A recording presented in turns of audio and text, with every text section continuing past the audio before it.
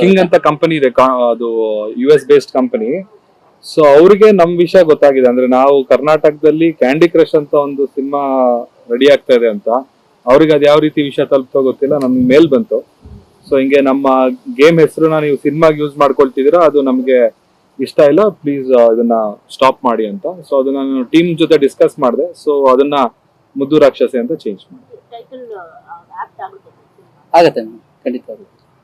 ಇವಾಗ ನೀವೇ ಹೇಳಿದ್ರಿ, ನಿವೇದಿತ ಅವ್ರು ನೋಡಿ ಇಟ್ರ ಅಂತ. ಸೊ ಆ ಕಥೆ ನೋಡಿದಾಗ ಮುದ್ದು ರಾಕ್ಷಸಿ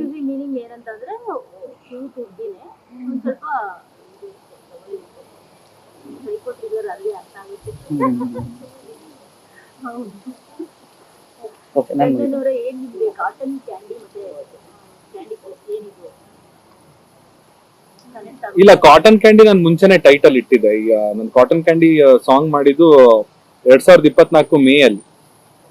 ಸೊ ಅದಕ್ಕೆ ಮುಂಚೆನೆ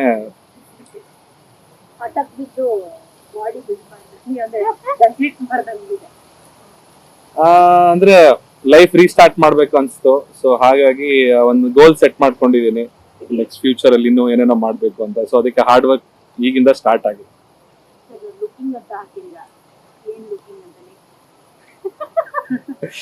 ಲುಕಿಂಗ್ ಫಾರ್ವರ್ಡ್.